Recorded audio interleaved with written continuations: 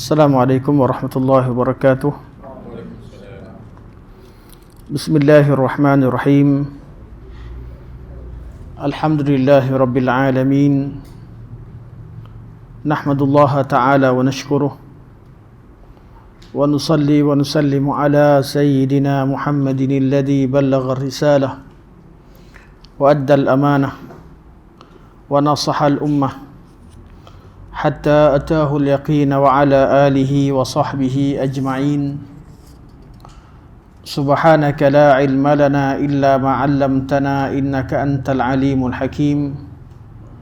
رب اشرح لي صدري ويسر لي أمري واحلل عقدة من لساني يفقه قولي. أما بعد، فإن أصدق الحديث كتاب الله وخير الهدي هدي محمد صلى الله عليه وسلم وشر الأمور محدثاتها وكل محدثة بدعة وكل بدعة ضلالة وكل ضلالة في النار. ثم أما بعد.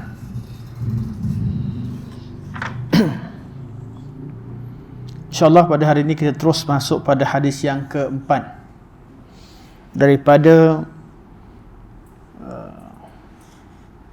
kitab bab dari kitab Tauhid dari Sahih Bukhari, bab ma jaa fi du'a'in Nabi sallallahu alaihi wasallam ummatahu ila tauhidillah tabaraka wa ta'ala. Hadis yang keempat merupakan hadis yang terakhir dalam bab ini.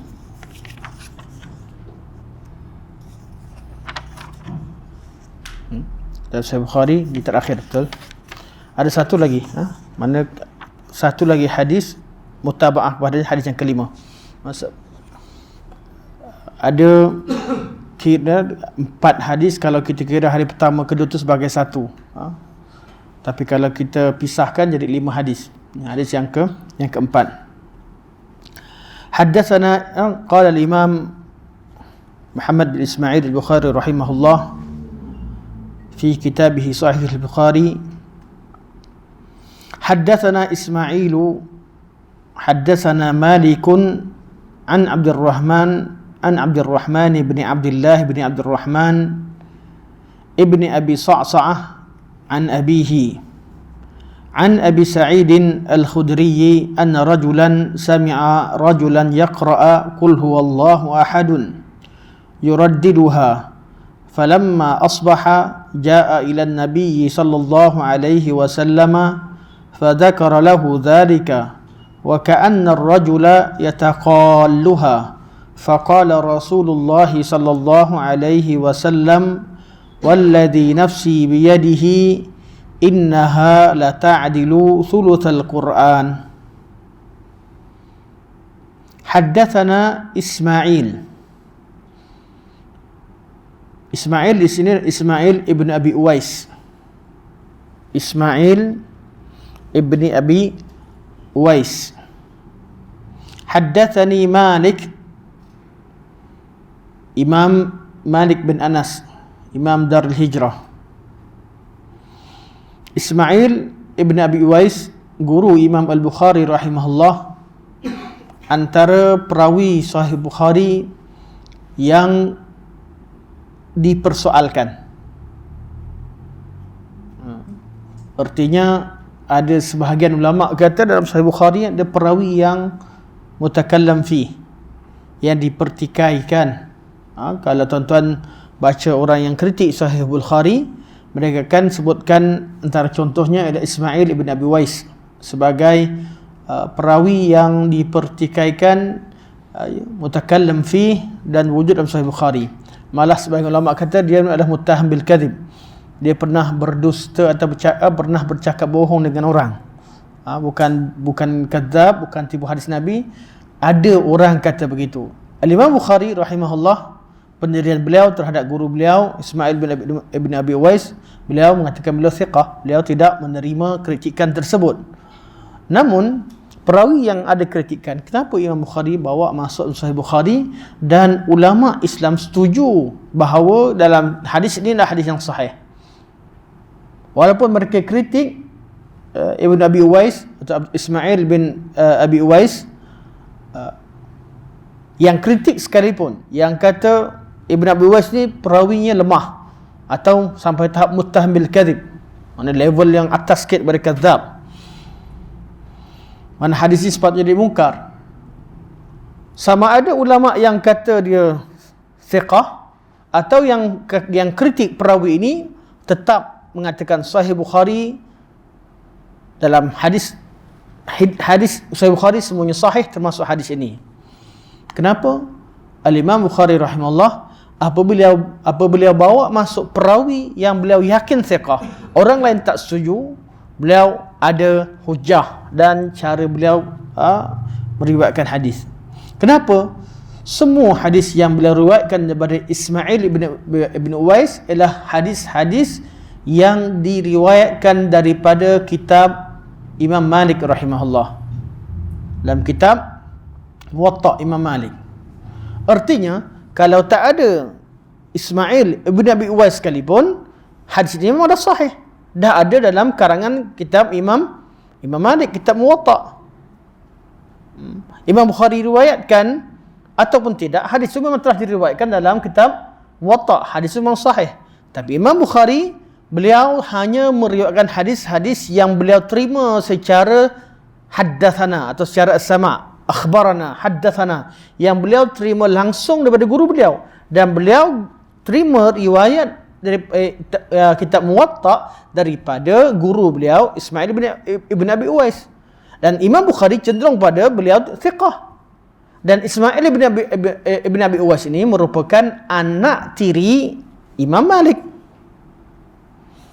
anak tiri Imam Malik rahimahullah.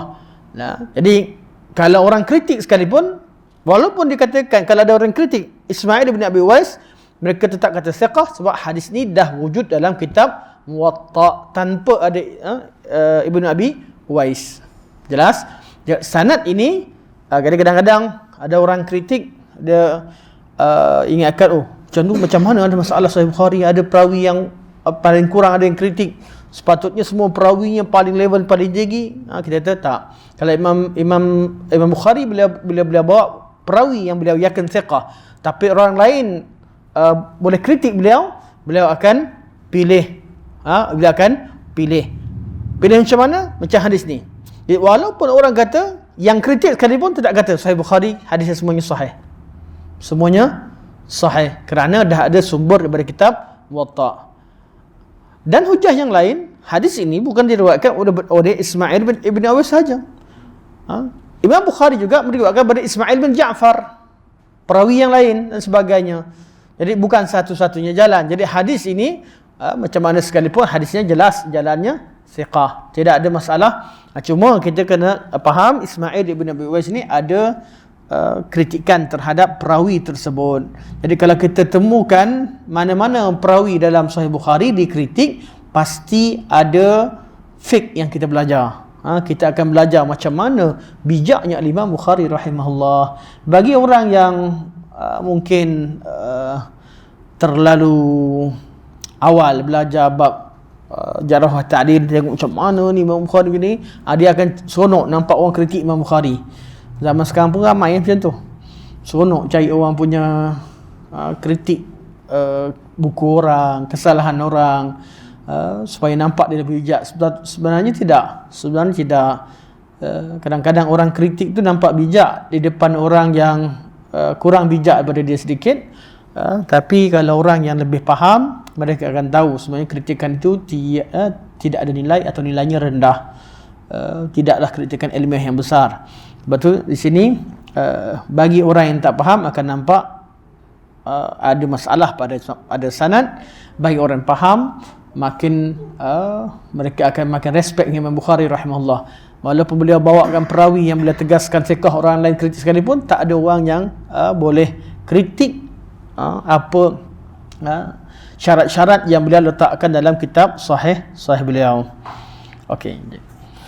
Haddatsana Ismail bin Abi Uwais.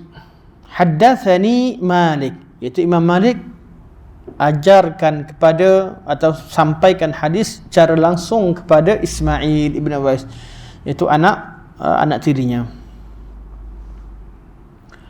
An Abdurrahman Abdullah bin Abdurrahman ibn Abi Sa'sa'ah, atau kita kenal Ibn Abi Sa'sa'ah.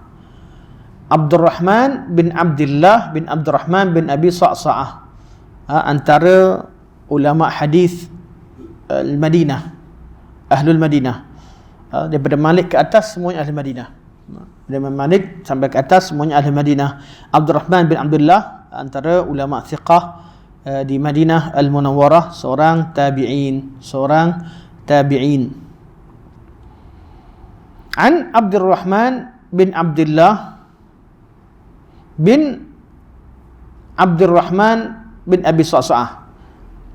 Okay. Abdurrahman bin Abdullah seperti disebut tadi, ulama Madinah, Al-Ansari, Al-Mazini, daripada kabilah Khazraj.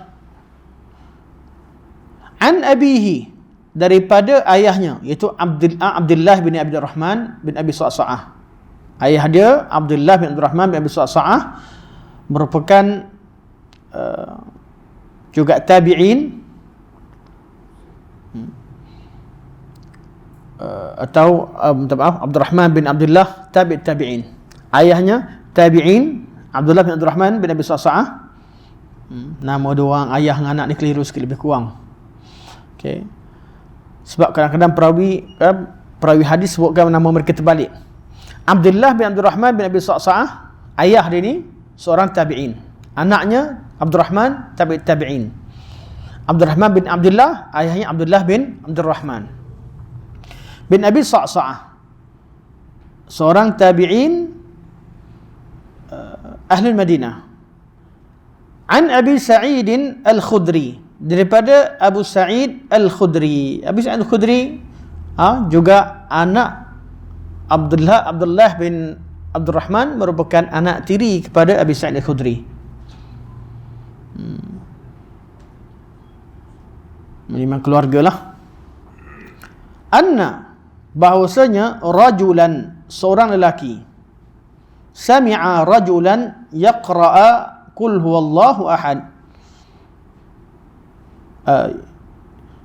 yaqra'u qul huwallahu ahad, bahawa, kata Abu Sa'id Al-Khudri, ada seorang lelaki mendengar seorang lelaki membaca qul huwallahu ahad, yuraddiduha, dan dia ulang-ulang balik baca surah qul huwallahu ahad, iaitu pada salat qiyamul lail. Dan riwayat lain sebut pada qiyamul lail. Sepanjang malam salat qiyam,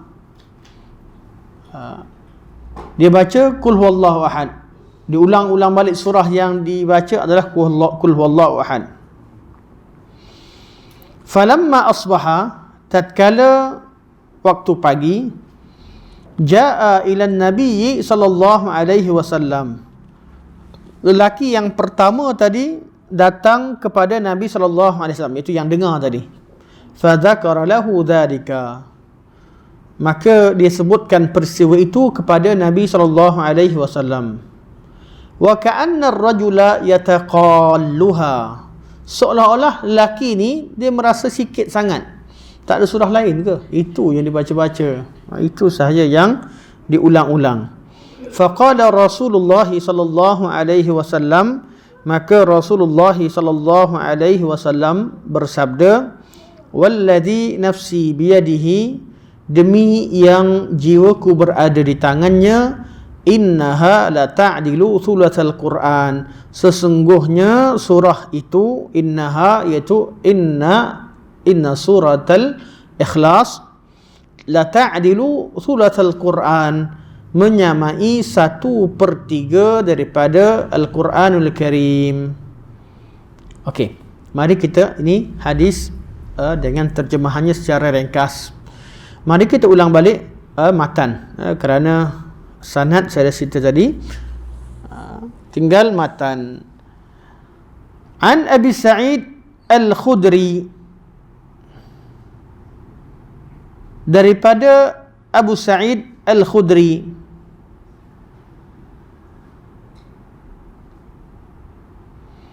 Anna rajulan, bahawasanya ada seorang lelaki mendengar seorang lelaki lain membaca. Siapa lelaki pertama? Abu Sa'id ceritakan, siapa lelaki yang dengar lelaki lain baca tu, lelaki pertama. Bila kumpulkan riwayat, dilihat, diketahui bahawa lelaki tersebut adalah Abu Sa'id sendiri. Dialah orangnya. Jika ada seorang lelaki pada zaman Nabi SAW dengar seorang lelaki lain baca Qul Huwallahu Ahad, dia tak sebut nama siapa, tapi dikumpulkan riwayat, ada tempat lain bahawa diketahui bahawa yang lelaki pertama itu adalah Abu Sa'id sendiri. Beliau sendiri lelaki tersebut. Kadang-kadang tak payah sebut nama sendiri kan. Dalam riwayat tak semestinya sebut saya lah tu kan, tak semestinya sebut saya. Boleh sebut ada seorang lelaki, ada orang nak buat soalan kadang-kadang atau nak beritahu satu benda, tak perlu sebut nama sendiri, tak semestinya saya, sebutlah ada seorang lelaki. Anna rajulan, sesungguhnya seorang lelaki itu adalah Abu Sa'id Al-Khudri sendiri. Sami'a rajulan, mendengar seorang lelaki yang lain. Siapa lelaki yang lain? Adik dia, adik seibu itu, iaitu siapa nama adik saudara? Qatadah.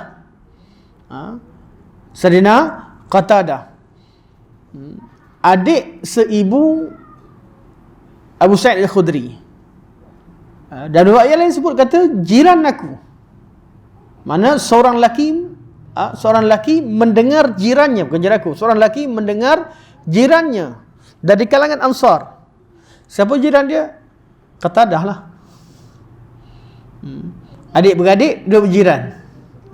Jadi nak kata adik-beradik ke, nak kata jiran ke, orangnya sama. Nak kata seorang lelaki daripada Ansar ke, orangnya tetap sama. Kadang-kadang kita cerita macam tu lah. Kadang-kadang kita cerita sebutkan adik-beradik, kadang-kadang sebut ada orang, ada berlaku begini dan begitu. Jadi Abu Sa'id dengar adik tirinya, adik seibunya, baca Qul Huwallahu Ahad ulang-ulang satu malam tu. Ini dalil bahawa mereka solat malam dibaca dengan suara yang didengari, tak seperti senyap. Ada solat malam kita boleh kuatkan suara, tapi bukanlah menjerit dengan mana suara yang dianggap sebagai suara kita boleh dapat tartilkan suara kita. Kalau kita baca senyap, mengantuk, satu. Yang kedua, penghayatan Quran itu bila kita bunyi, kita dengar suara tadi, kita lebih menghayatinya, dan kita juga lebih berhati-hati ketika membaca dengan membunyikan tiap-tiap huruf tersebut, kerana kita baca Al-Quran Al-Karim. Jadi kita baca waktu malam tu solat yang suara yang boleh kita dengar, dan bila waktu malam kita baca walaupun perlahan orang lain dengar. Suasana waktu malam. Jadi sehingga dalil bahawa Qiyamul Lail adalah sunnah orang zaman dulu. Dan jirannya pun Qiyamul Lail juga, tu dia dengar. Abu Sa'id pun buat Qiyamul Lail, Qatadah pun bangun Qiyamul Lail. Okey. Dia dengar baca Qul Huwallahu Ahad yuraddiduha, dia ulang-ulang balik. Okey. Dia sebut pada Nabi SAW dan dia rasa sikit sangat. Yataqalluha, iaitu dengan sebut yataqalluha, ada tasydid, berarti daripada qillah atau qalil, sikit sangat. Dia rasa sikit sangat, sepatutnya baca lebihlah sikit, sepatutnya baca lebih. Okey, apa Nabi kata? Hadis ni Nabi panggil lelaki tadi, sebenarnya panggil, dan Nabi tanya, dan Nabi kata, walladhi nafsi biyadihi, demi yang jiwaku berada di tangannya, innaha la ta'dilu thulutsal Quran, surah ini menyamai 1/3 pada Al-Quran Al-Karim. Okey, soalan saya, Nabi engkar atau tidak dengan perbuatan Qatadah bin Nu'man tadi? Qatadah bin Nu'man, adik-beradik seibu. Nabi ingkar tidak? Tak, betul? Nabi tak ingkar. Artinya perbuatan tadi betul ke salah? Ya? Betul. Mana afdal? Pandangan Abu Sa'id ke pandangan atau apa yang dibuat oleh Qatadah bin Nu'man, adik seibunya? Kalau qiyamul lail lepas ni, kita solat tarawih, solat qiyam, nak baca Qul ulang-ulang ke nak baca Quran? Boleh ya? Dua-dua boleh. Ada macam-macam pandangan. Imam Malik kata ulang-ulang keluarlah ni lah bid'ah. Imam Malik yang meriwayatkan hadis. Nanti saya ceritakan. Saya tak kata bid'ah. Tapi saya kata saya menukilkan kalam Imam Malik. Malah antara hujjah golongan Malikiyah dalam bab ini yang ikut Imam Malik, kata ijma' umat bahawa orang baca Quran, satu Quran tu lebih baik daripada baca keluar 3 kali. Betul? Orang baca banyak Quran yang banyak dan keluar 3 kali, mana lebih baik? Baca Quran banyak. Ijma' umat, kata mereka. Tak ada siapa nak tolak. Jadi marilah kita bincang hadis ni dengan makna-makna yang dibincangkan oleh ulama. Hadis ni sebelum kita bincang lebih detail, kat sini kenapa Imam Bukhari bawa masuk hadis ini dalam bab ini? Ini yang paling penting. Paling penting nak bincangkan apa tujuan Imam Bukhari bawakan hadis Qul huwallahu ahad ini dalam Kitabut Tauhid. Tujuannya untuk menerangkan bahawa tajuk tauhid itu adalah tajuk yang besar dalam agama ini. Adalah satu topik yang besar yang menyamai 1/3 kandungan Al-Quranul Karim. Jadi jangan pandang remeh tentang urusan tauhid. Tauhid adalah urusan yang agung dalam agama ini. Satu surah yang cerita tentang tauhid, iaitu surah Qul Ahad, itu sendiri menyamai 1/3 isi dengan Al-Quranul Karim. Belum lagi dibentangkan tauhid secara sempurna. Kini tujuan Al-Imam Bukhari rahimahullah bawakan hadis ini. Okey, selepas kita tujuan, mari kita syarah lebih detail sikit tentang hadis yang dibawakan oleh Al-Imam Bukhari rahimahullah. Kita terus masuk pada perkataan Nabi sallallahu alaihi wasallam. Nanti saya akan syarahkan khilaf tadi. Nabi kata wallazi nafsi biyadihi, demi yang jiwaku berada di tangannya. Di sini antara lafaz sumpah Nabi sallallahu alaihi wasallam. Lafaz sumpah Nabi sallallahu alaihi wasallam.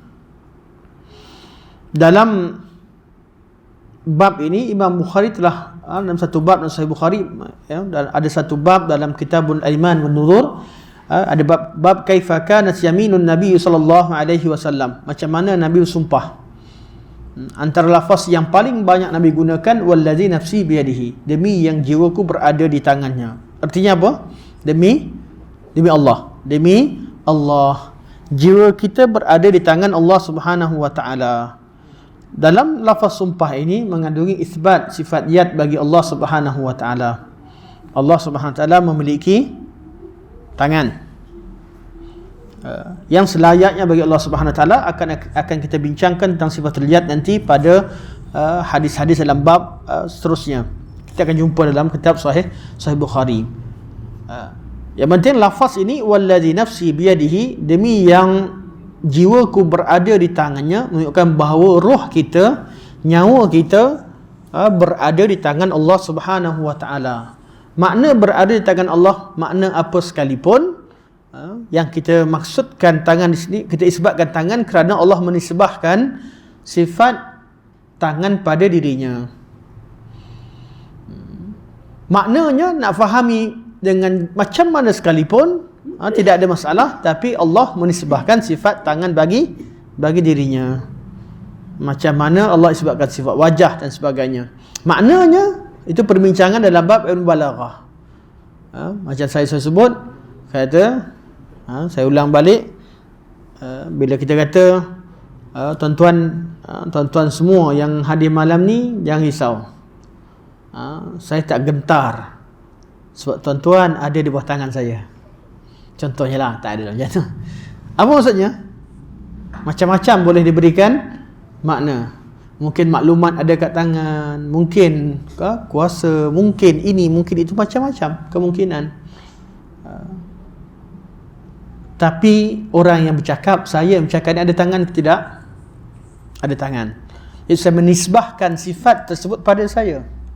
Saya menisbahkan sifat tangan pada saya. Maksud saya untuk kaitkan makna yang saya kehendaki, mungkin kuasa, mungkin maklumat, mungkin pentadbiran dan macam-macam itu tengok kepada kajian ilmu balaghah. Tetapi yang ulama akidah sebelum bincangkan bab maksud yang tersirat, mereka bincangkan tentang penisbahan sifat tersebut. Allah menisbahkan sifat tersebut pada dirinya. Kadang-kadang orang yang tak nak terima sifat ni, dia bawa kita bincang maknanya begini-begini, dia tak bincangkan. Tapi kenapa Allah nisbahkan sifat tersebut pada dirinya? Hanya orang yang ada tangan yang cakap, tuan-tuan dah jatuh di bawah tangan saya. Betul? Hanya orang yang ada tangan. Ataupun kita kata wajah, sifat wajah. Mereka kata jom ikut tak besok kita pergi mancing, kita gerak pukul 5 pagi sebelum subuh, solat nanti kat sungai. Siapa nak ikut? Saya pun tanya, saya tengok saya cari, saya kata, Ji, ikut tak Ji? Besok? Jangan risau Ustaz, muka saya first kali. Okey. Dia kata, jangan risau, muka saya first kali ada kat sini. Contohnya kan. Maksud dia apa? Bukan muka lah, dia lah. Betul? Dia lah tu. Zat dia lah tu. Badan dia. Kita faham. Dari segi balaghah, mungkin Allah kata semua benda binasa kecuali wajah Allah Subhanahu wa ta'ala. Zat Allah lah. Siapa pun faham begitu. Sebab tu kita dalam belajar akidah ni kita kata al-kalam fi sifat kal-kalam fi zat. Bincang tentang satu sifat macam bincang pada zat Allah Subhanahu wa ta'ala. Macam mana kita tak tahu zat Allah bagaimana, sifat Allah pun kita tak tahu. Bila Allah isbatkan satu sifat kepada dirinya, macam disebahkan tentang zatnya. Kita tak bincangkan tentang makna itu dulu. Makna itu boleh dibincangkan kemudian dalam ilmu balaghah. Maknanya bagaimana, ada makna majaz ataupun tidak, bagaimana perbincangannya, kita boleh bincangkan, tak ada masalah pun. Dan ada jawapan pun. Saya pun dah jawab banyak kali di kelas di Baitul Salam dan sebagainya dan bab ini. Cuma Allah menisbahkan sifat wajah pada dirinya. Macam Haji tadi yang nak ikut mancing tadi, dia kata muka saya first kali. Dia ada muka tak? Dia ada muka lah dia sebut. Walaupun dia tak maksudkan muka saja, dia maksudkan zatnya. Allah Subhanahu Wa Taala menisbahkan sifat wajah pada dirinya. Begitulah sifat-sifat yang lain. Kadang-kadang kita terbuai dan terlena ataupun kita tertipu dengan perbincangan orang tolak sifat ni. Dia duk bincang ilmu balaghah maksudnya begini, maksudnya begitu. Padahal dia menafikan makna yang zahir, makna sifat yang Allah sifatkan dirinya dengannya atau menisbahkan pada dirinya. Jelas? Clear? Okey. Allah kata, Nabi kata, walladzi nafsi biyadihi, demi yang jiwaku berada di tangannya. Jadi jiwa kita berada di tangan Allah Subhanahu wa taala. Roh pun tak tahu macam mana, kita maknanya kita faham, kaifiahnya kita tak tahu. Roh tu macam mana, tangan Allah macam mana, kita tak tahu macam mana keadaannya, tapi maknanya kita faham. Maknanya kita faham dan Nabi bersumpah dengannya. Nabi paling banyak mengulangi kalimah ini. Sebab tu sifat zat tak boleh nafikan daripada Allah Subhanahu wa taala. Tak Nabi ulang banyak-banyak dan tak ada seorang pun sahabat yang rasa terpinga-pinga macam mana Allah ada tangan. Tak pernah mereka terpinga-pinga kerana mereka tidak pernah ada pemahaman tashbih dalam akal mereka. Dalam pemahaman sifat Allah itu mereka letakkan makna qul huwallahu wa lam yakul lahu kufuwan ahad. Qul huwallahu ahad, Allahus samad, lam yalid wa lam yulad wa lam yakul lahu kufuwan ahad. Ini satu mereka faham dengan makna yang benar. Okey. Demi yang jiwaku berada di tangannya, wallazi nafsi biyadihi. Demi yang jiwaku berada di tangannya, innaha la ta'dilu thulutsal Quran. Sesungguhnya surah ini menyamai 1/3 Al-Quranul Karim. Menyamai 1/3 Al-Quranul Karim. Apa maksud surah Al-Ikhlas menyamai 1/3 Al-Quranul Karim? Ulama dalam bincangkan perkara ini, mereka dah masuk perbincangan yang begitu panjang lebar, macam-macam cara mereka syarahkan. Hadis daripada Nabi sabit, dan memang Qul Huwallah menyamai 1/3, tapi macam mana 1/3 tersebut, itu khilaf. Kita beriman bahawa Qul Huwallah menyamai 1/3 Quran, tapi menyamai kat mana nak sama tu? Sebagai ulama kata menyamai pahala Al-Quran. 3 kali baca macam 1 kali baca Al-Quranul Karim. Fadilat sama dari segi pahala, tapi bukan ijza'. Dia kata ta'dilu surah Al-Quran jazaan. Jazaan, pahala dia, bukan mujzi'an, bukan boleh gantikan Quran. Artinya kalau orang tu sumpah, kalau orang tu dia nazar, kalau anak saya dapat 9A, saya baca Quran sekali khatam, dia nazar kan. Tiba-tiba anak dia 9A, dia kena baca Quran habis ke dia kena baca Qul Huwallah 3 kali ya? Kena baca Quran habis. Sebab itu hukumnya. Itu hukumnya. Qul Huwallah 3 kali dia jaza dari segi pahala atau thawab, fi thawab, alaysa fil ijza'. Dia tak digantikan hukum. Atau kita kata Qul Huwallah 3 kali kan menyamai Quran, jadi tak payah baca Fatihah lah.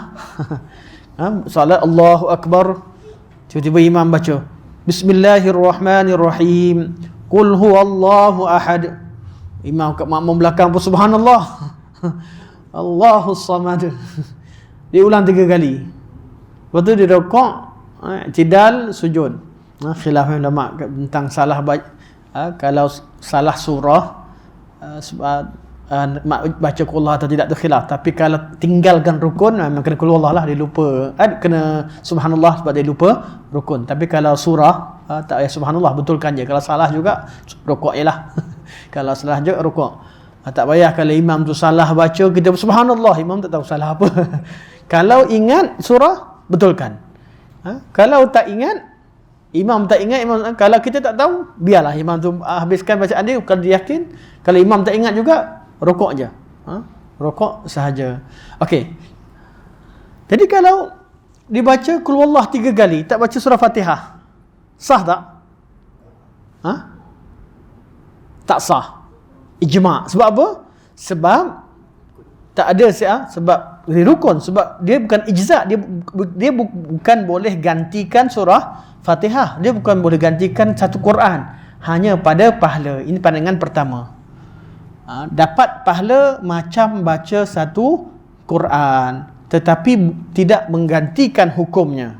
Tidak menggantikan hukum, tidak mengijza', tidak terlaksana hukum membaca Al-Quran, tetapi dia dapat pahala seperti baca Al-Quran. Ini pandangan pertama, dan inilah yang kebanyakan ulama syarahkan. Namun sebagian ulama kritik, termasuk Ibn Abdul Bar rahimahullah, dan kita Tamhid, beliau kritik pandangan ini. Kata beliau, Nabi SAW sebut dalam satu hadis daripada Abdullah bin Mas'ud, Nabi kata, man qara'a harfan minal Qur'an falahu bihi hasanah wal hasanatu bi 10 amsalha, la aqulu alif lam mim harfun walakin alif harfun wal lam harfun wal mim harfun. Dalam hadis Abdullah bin Mas'ud, Nabi kata, barang siapa baca satu huruf daripada Al-Quranul Karim, maka dicatatkan baginya satu kebaikan, dan satu kebaikan itu digandakan 10 kali ganda pahalanya. Aku tak katakan alif lam mim sebagai satu huruf. Ini artinya apa? Orang Arab, huruf dalam sebelum ada tulisan yang kita baca sekarang, huruf orang Arab artinya satu ayat. Tuan-tuan kena fahamkan kalimat, huruf dalam asalnya tak dibezakan huruf, kalimah, jumlah. Itu baru kita istilah kemudian. Harfun, Nabi kata siapa yang sampaikan daripada satu ayat. Tak sebutnya satu ayat maksud ayat. Maksudnya kalimah yasirah, perkataan yang ringkas. Tahu sikit, sampaikan sedikit. Huruf sendiri pun bererti mungkin ayat. Tapi Nabi tegaskan huruf yang Nabi masukkan dalam hadis ini bukan erti satu ayat. Nabi kata, aku tak katakan alif lam mim sebagai satu huruf, tapi alif tu satu huruf, lam satu huruf, mim satu huruf. Okey. Jadi huruf ini macam kita fahamlah. Alif lam mim. Okey. Kelebihan alif lam mim satu huruf ni terhad pada surah semua surah ke atau kepada surah-surah tertentu atau surah Ikhlas sahaja? Semua surah. Jadi surah Al-Ikhlas berapa perkataan, berapa huruf? Quran berapa huruf? Kata mereka kalau menyamai pahala kat sini Nabi tak bezakan antara surah Qul Huwallah dengan surah yang lain. Semua Quran satu huruf sama 10 kali. Jadi mereka pertikaikan. Macam mana pun kaul ini ada jawapannya. Cuma saya kata ada macam-macam pandangan. Wajib kita beriman Qul Huwallah itu menyamai 1/3 Quran, Nabi sebut. Tapi nak detailkan, fahamkan itu ada perbezaan pandangan. Maka ada ulama yang beri pandangan yang lain untuk mensyarahkan dan memahamkan kalam Nabi SAW. Pandangan kedua, mereka kata Nabi komen surah Qul Huwallah menyamai 1/3 Quran. Nabi beritahu balik sebenarnya. Malam tadi itu Qatadah bin Nu'man radhiyallahu an, iaitu adik Abu Sa'id Al-Khudri, dia baca Qul Huwallah ulang-ulang balik tu, kalau kira balik huruf dia menyamai 1/3 Quran. Dia berkata innaha, sesungguhnya surah tersebut surah yang dibaca oleh Qatadah bin Nu'man malam tadi itu, jumlah dia Nabi dapat wahyu. Jumlah dia 1/3 Al-Quran. Jadi Nabi cerita balik. Mana dia baca ulang-ulang banyak kali. Banyaknya jumlah tu sebenarnya sampai pada tahap 1/3 Quran. Kalau dia baca Quran dapat 10 juzuk lah. Ulang banyak kadar tersebut. Qaul ini disebut oleh sebagian ulama, tapi kita kata bermasalah. Ada, kita kata boleh jawablah, selesai satu, bolehlah tolak pandangan pertama tadi, tapi tak selesaikan masalah keseluruhannya. Sebab dalam hadis yang lain Nabi kata ayajizu ahadukum ayyaqra sulusal Qur'an fi lailah. Adakah kalian seorang berkalian tak mampu baca Quran 1/3 Quran pada waktu malam?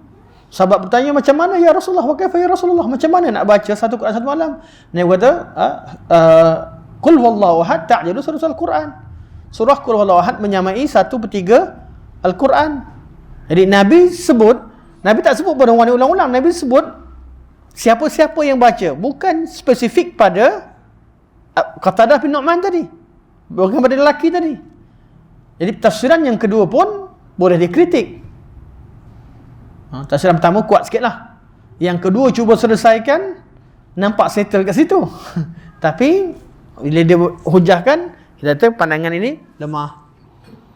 Pandangan ketiga, ini kebanyakan ulama hadis bawakan qaul ini, ta'dilu sulusal Quran, Qul Huwallah menyamai 1/3 Quran, bermaksud kandungan, madmun,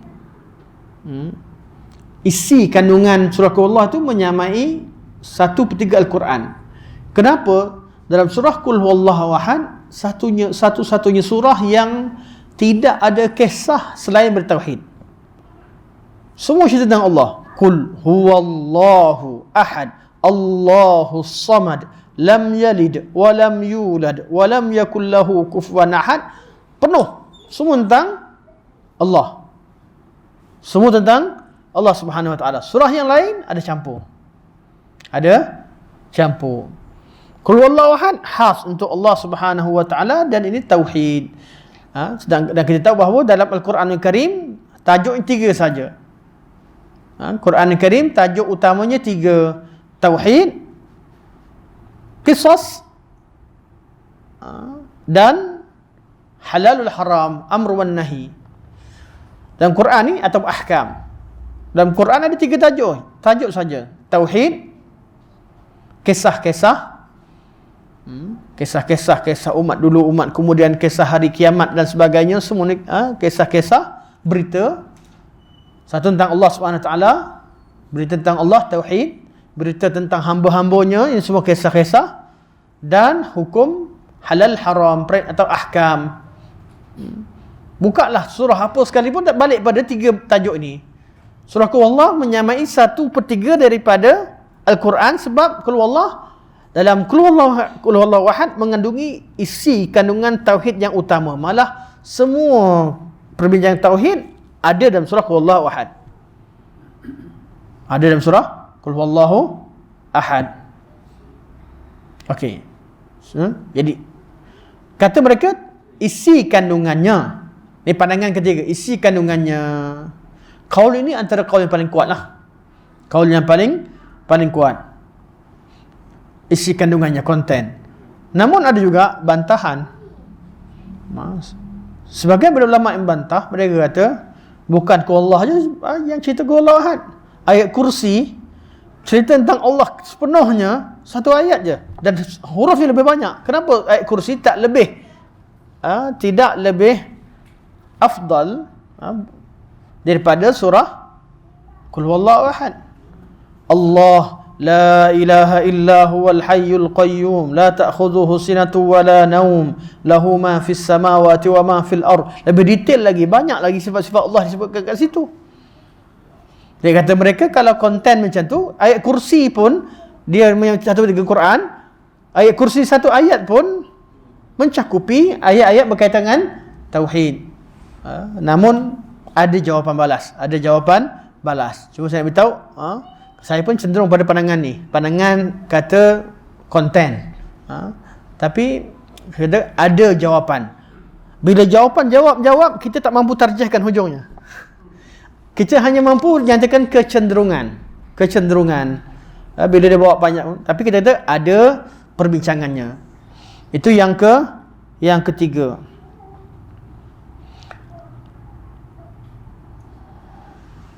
Yang kata konten ni, 3 ni ada 3 pecah pada 3. Ada kata Quran tauhid, qasas ataupun qisas, dan juga al-halal haram atau al-ahkam.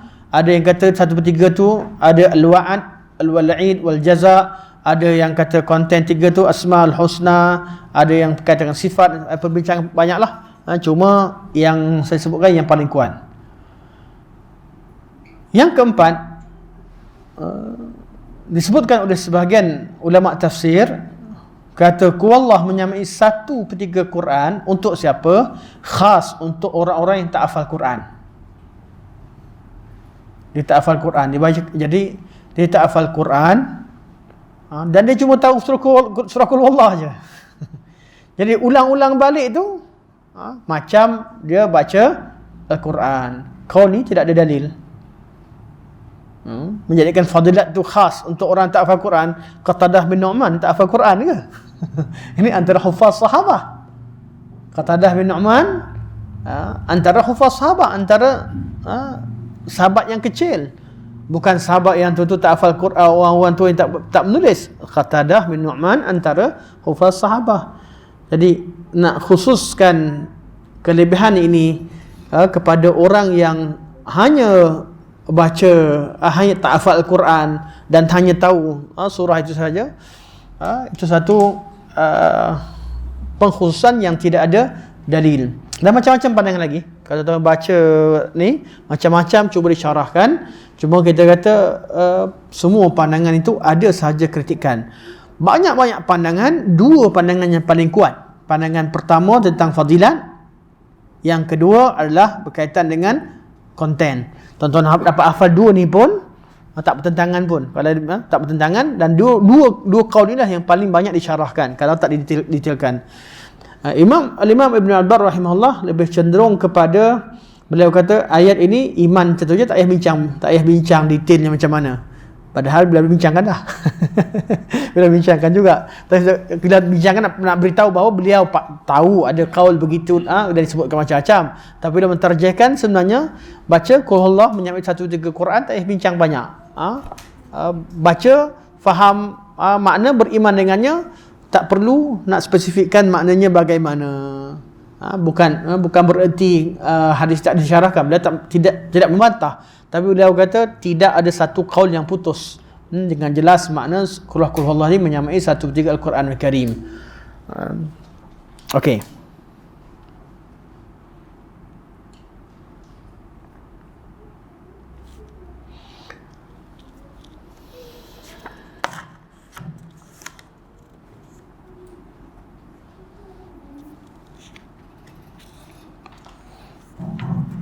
Oleh kerana satu hadis lagi agak panjang, saya nak habiskan, tapi mari kita ambil sikit isikan qul huwallah, ringkas ya, dalam masa 5 minit insya-Allah. 5 minit saya ceritakan tentang 5 minit insya-Allah tentang makna isikan qul huwallah.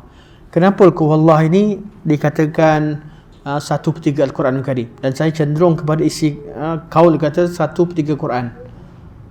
Sebab qul huwallah adalah asas kepada tauhid. Dalam semua mazhab jadikan surah qul huwallah sebagai asas.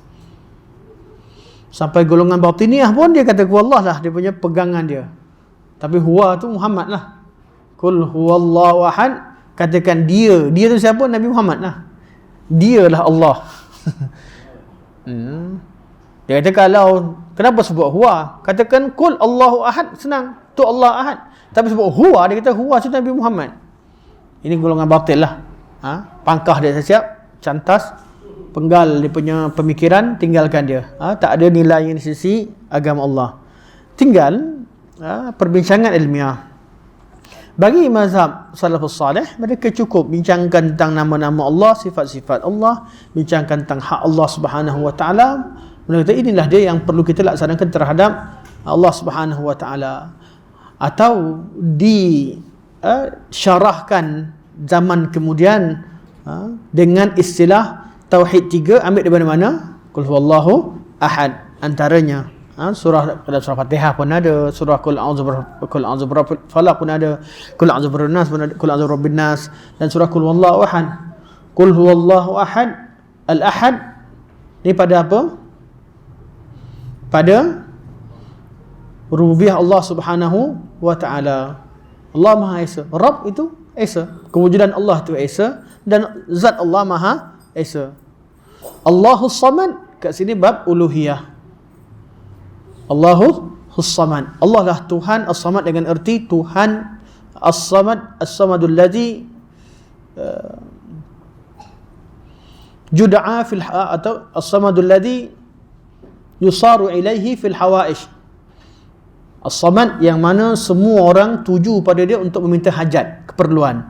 Di sini inilah makna dia. As-Samad inilah makna tauhid al-uluhiyah. Itu hanya beribadah dan meminta hajat kepada Allah Subhanahu wa taala. Lam yalid wa lam yulad wa lam yakul lahu kufuwan ahad. Ini berkaitan dengan sifat-sifat Allah Subhanahu wa taala. Allah tidak memiliki anak, Allah tidak melahirkan, Allah tidak dilahirkan, dan tidak ada yang sekufu, yang setaraf dengan Allah Subhanahu wa taala, tidak ada yang sama dengan Allah Subhanahu wa taala. Ini berkaitan asma' wa sifat. Golongan Ahlul Kalam juga bergantung pada surah ini. Termasuk mazhab yang Ahlul Kalam yang paling dekat dengan Ahlussunnah wal Jamaah dalam bab ini, dan kita pun tak bantah pun dalam bab ini berkaitan dengan sifat salbiah sebagainya, diambil daripada ini. Sifat salbiah ada berapa? Siapa hafal sifat 20? Ada formula untuk kenal Tuhan, isbat-isbat Tuhan, dia kembali kepada sifat 20. Sifat yang diisbatkan adalah berkaitan dengan sifat ma'ani, betul? Qudrah, iradah, ilmun, sama', basar, kalam. Betul, ada 7. Qudrah, iradah, ilmun, hayah, sama', basar, kalam. Betul? Ini sifat yang diisbatkan, yang disabitkan. Ada 5 sifat sebelumnya, sesuatu yang bertujuan untuk menafikan kekurangan daripada Allah yang dia belajar dalam sifat 20 lah. Sifat apa? Qidam, baqa, mukhalafatul hawadith, qiyamuhu bi nafsihi, wahdaniyah. Betul? 5 sifat. Dan sifat pertama adalah sifat nafsiyah. Sifat wujudiyah Allah SWT. Allah tu wujud. Sifat nafsiyah Allah Subhanahu wa taala. Dan yang terakhir sekali 17 itu adalah sifat ma'nawiyah. Tak tahulah tuan-tuan hafal sifat 20. Cuma 5 sifat ni yang nak bicara tentang Allah, mereka kata qul huwallahu ahad, sifat wahdaniyah. Wahdaniyah. Allahus samad, qiyamuhu bi nafsihi. Walaupun saya ada kritikan, tapi saya nak fahamkan mereka juga bergantung pada surah qul huwallahu ahad. Qul huwallahu ahad wahdaniyah. Allahus samad ialah qiyamuhu bi nafsihi. Lam yalid artinya baqa. Allah tidak melahirkan, artinya Allah tidak perlukan zuriat, tidak mati. Walam yulad, qidam. Tidak, Allah itu sedia ada, tidak dilahirkan. Walam yakul lahu kufuwan ahad. Apa dia? Mukhalafatul hawadith. Nampak tuan-tuan? Semua mazhab balik pada perbincangan ini. Jadi kalau tuan-tuan kata kami tauhid 3 ada ke surah qul huwallah. Konon jadi pendekar lah masuk dalam medan. Tahu? Sampai medan, kami pun surah qul huwallah. Tak duduk kita. Jadi perbincangan ilmiah masing-masing ada kritikannya. Sebab tu kita tidak semestinya kita bincang bab ini, kita kata kita totally begitu, tidak. Untuk berbincang, untuk berbahas, biarkan ahlinya berbahas. Ada kritikannya. Adakah maksud qiyamuhu bi nafsihi itu berarti dengan al-samad itu qiyamuhu bi nafsihi? Tengok pada tafsiran salafus salih dan sebagainya. Betul lah salah satu maknanya, tapi adakah itu saja maknanya?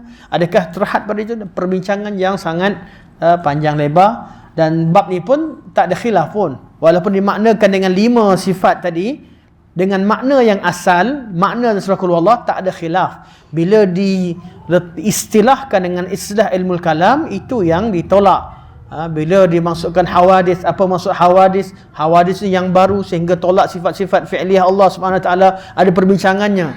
Sebab tu kita kata kalau nak terima 5 sifat ini sebagai menafikan Allah Subhanahu Wa Taala tidak ada awal akhir, ada ayat lain awal akhir, memang betul pun. Cuma istilah dan pengistilahan dan menjadikan semua perbincangan akidah pergi kepada pengistilahan baru yang mereka letakkan, kita tak setuju.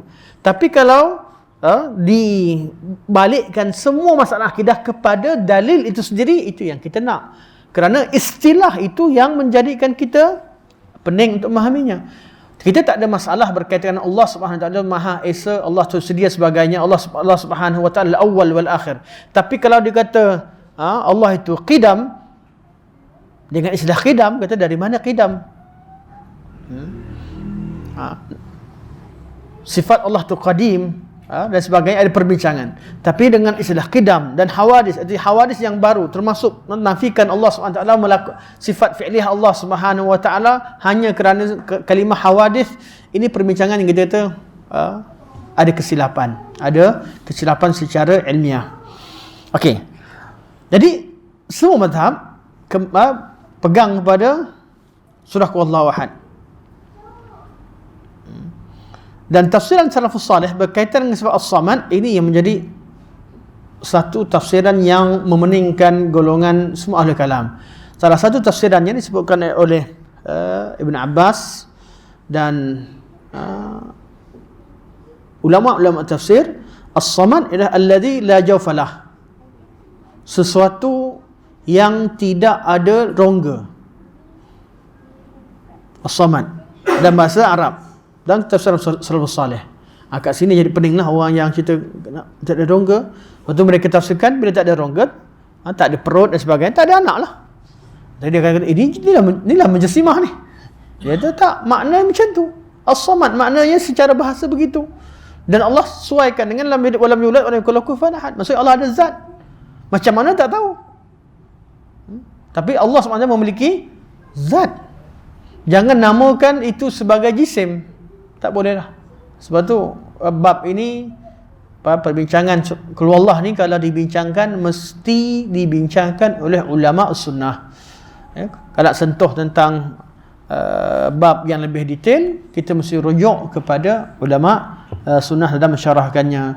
Jadi kita supaya jangan tersalah, kita jangan sampai jadi mujassimah yang menjisimkan Allah Subhanahu wa taala, musyabbihah menyamakan orang makhluk, juga jangan jadi golongan yang mu'attilah, yang tidak terima sifat. Kita isbatkan apa yang disebutkan sesuai dengan apa yang difahami oleh golongan salafus salih. Dan surah Qul Huwallahu Ahad kita amalkan beberapa kali dalam sehari. Bangun pagi-pagi kita baca apa? Pagi-pagi lepas zikir pagi Qul Huwallahu tiga kali.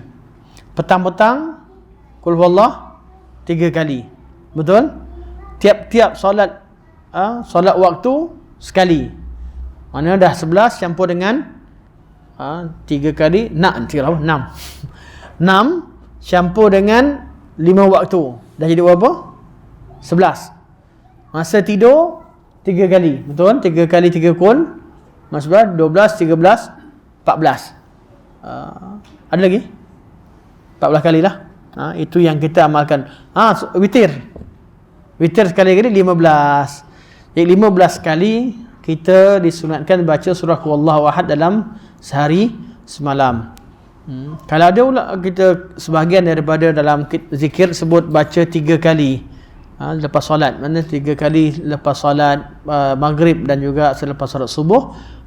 Itu taujih sebahagian pada ulama termasuk Syekh Al-Utsaimin rahimahullah, kerana untuk mendapatkan fadilat. Dapatkan fadilat zikir pagi dan petang sekali. Mana selepas subuh dan selepas asar, selepas subuh dan selepas asar atau selepas maghrib. Dan ini taujih sebahagian pada ulama. Asalnya satu-satu. Asalnya sekali. Wallahu ta'ala alam. Kita buka pada soalan insya-Allah. Ya saya. Sumpah Nabi tadi yang kata demi yang jiwa itu berada di tangannya. Ya saya. Tangan tu dalam bahasa Arab tu dalam ayat ujah di dalam. Memang tangan apa maksudnya? Tangan Allah ya. Tangan ya. Tapi jangan samakan dengan tangan makhluk. Satu sifat itu tak diketahui makna sifatnya kecuali ada mausufnya. Kita takkan faham erti satu sifat kecuali kita takkan tahu bagaimana suatu sifat kecuali kita ketahui mausufnya. Contoh, kalau sebut tangan tu maksudnya macam mana? Tengok tangan apa? Kalau tangan orang, kita boleh bayangkan. Tangan monyet boleh bayangkannya. Kaki tangan kerajaan kita boleh bayangkannya.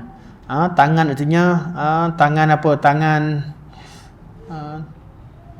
apa lagi? Ya? Tangan jam. Betul juga. Ada tangan jam dan sebagainya. Dan macam-macam. Sebab muka. Jadi sebelum kita memahami, memberikan makna pada sifat, kita kena tahu mausuf. Itu yang dipegang oleh salafus salih. Sifat, Allah memiliki sifat yang selayak baginya. Jadi kita tak tahu, oleh kerana kita tak tahu mausufnya bagaimana, tak tahu zatnya macam mana, maka kita tak bayangkan tangan itu macam mana. Bermasalah kalau orang dipahamkan tangan, dia terus bayangkan sifat tangan makhluk. Jadi kita faham makna tangan tapi tak faham kaifiah, tak faham macam mana. Jelas? Dalam sumpah tu tadi maksud dia tangan tu dalam bahasa Arab tu tadi apa? Yad. Wallazi nafsi biyadihi. Yadun. Biyadihi, di tangannya. Bi itu di yadihi, yad, hi itu dia. Yadihi.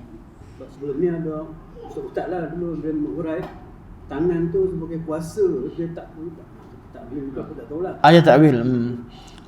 Sebagian pada ulama takut orang bayangkan, dia takut orang bayangkan tangan, jadi mereka cuba berikan tafsiran dengan mentakwilkannya.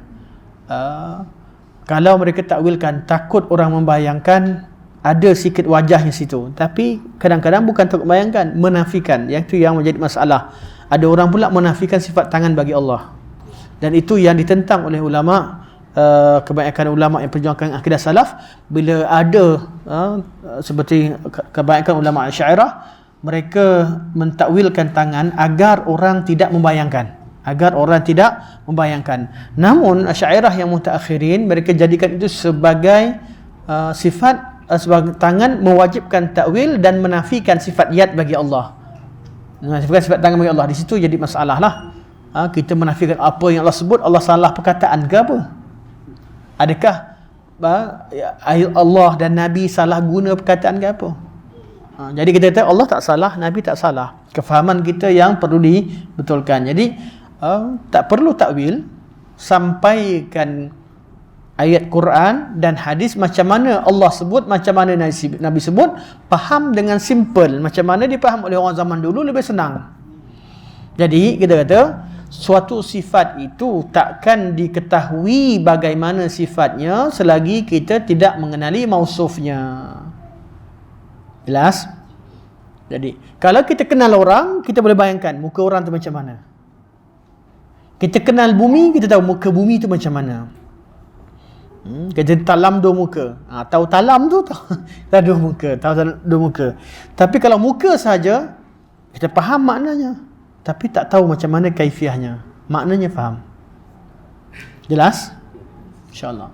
Jadi pemahaman yang kita nak apa yang dibawa oleh ulama salafus salih dan mereka perjuangkan masalah ini supaya orang jangan nafikan sifat.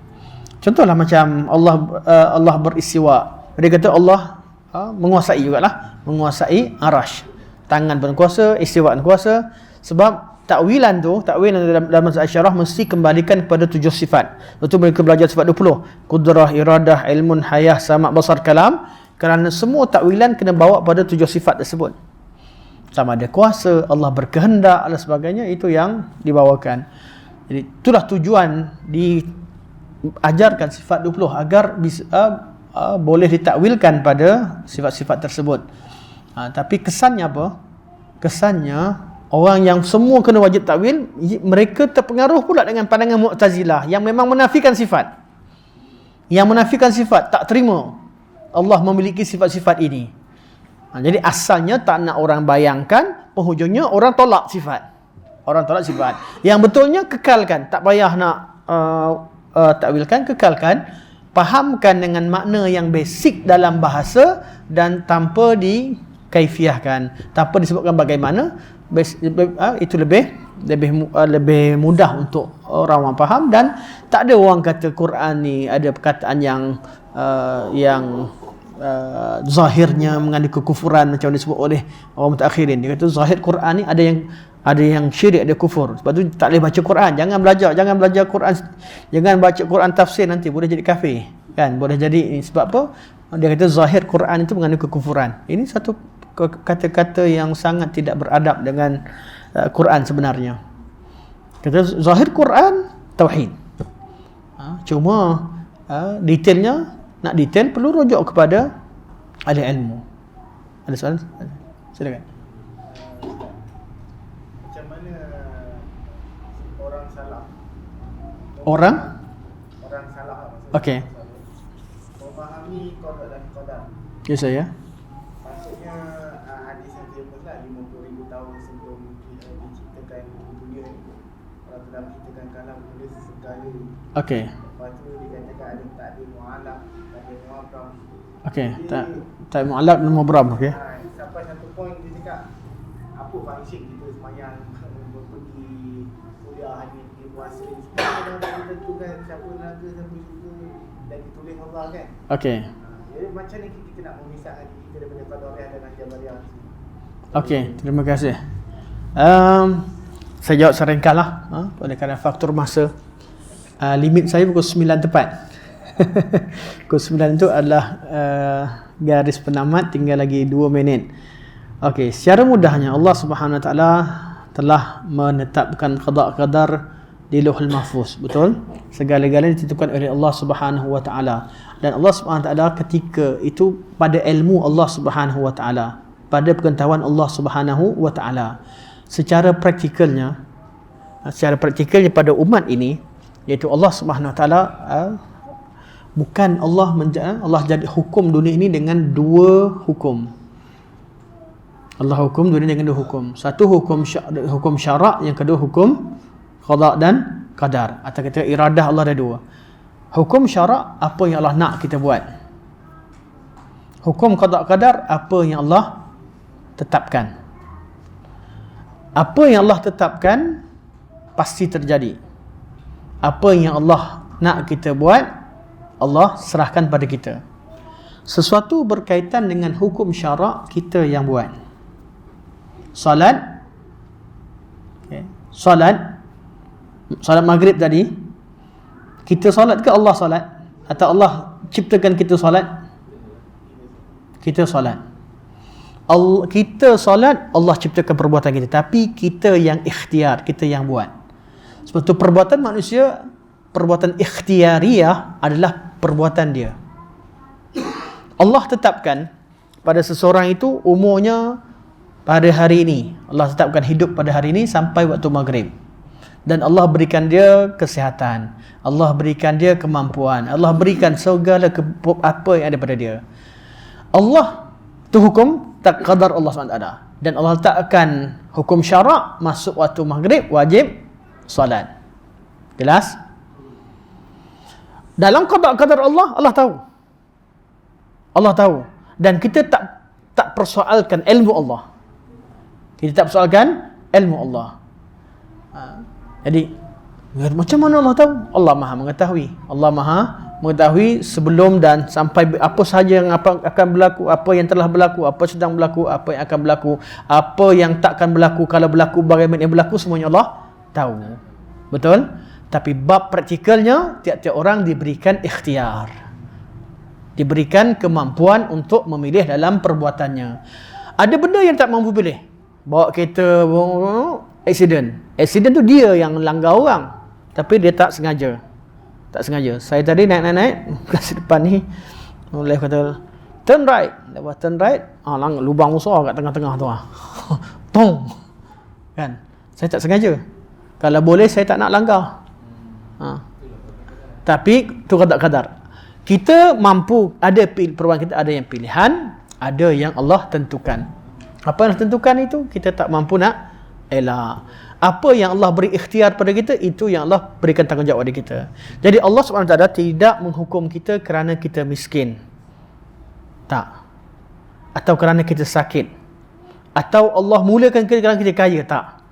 Allah berikan kita miskin, Allah beri panduan macam mana kita perlu buat sebagai seorang yang ditakdirkan sebagai miskin. Ada panduan syaraknya. Allah takdirkan kita sihat, ini panduan untuk orang yang sihat. Allah takdirkan orang yang sakit, ini panduan untuk orang yang sakit. Kita diuji dalam segala bentuk kehidupan kita. Jelas? Di qada-qadar Allah itu pada hukum-hukum yang tadi. Hukum syarak, Allah SWT berikan panduan hukum syarak. Bab hukum syarak, kita ada ikhtiar. Kita ada pilihan. Pilihan kita lah yang menentukan kita dapat pahala ataupun dosa. Jelas? Saya harap clear lah. Ini secara ringkasnya lah. Sekarang kalau kita solat, siapa yang solat? Kita solat. Jangan jadi Jabariyah. Allah yang solat. Semua ni Allah yang gerakkan. Jangan Jabariyah. Jangan juga jadi Qadariyah. Saya yang solat, Allah tak terlibat. Tak. Kita solat. Allah yang cipta perbuatan kita. Allah yang beri kekuatan pada kita. Allah yang berikan kesihatan pada kita. Allah yang izinkan kita. Kita ada ikhtiar tapi tidak menafikan kuasa Allah Subhanahu Wa Taala. Tidak menafikan penciptaan Allah. Jadi tiap-tiap perbuatan kita sebagai fa'ilnya, tapi khaliqnya adalah Allah Subhanahu Wa Taala. Yang cipta adalah Allah. Jelas? Okey. Jadi berbeza dengan Qadariyah. Qadariyah kata kita buat segala-galanya, kita yang cipta perbuatan kita, Allah tak terlibat langsung. Allah itu Qadariyah. Jabariyah pula Allah segala-galanya. Kita tak. Kita isbatkan kita ada ikhtiar tapi kita terikat di bawah ciptaan Allah Subhanahu Wa Taala. Allah yang ciptakan perbuatan kita. Clear insya-Allah?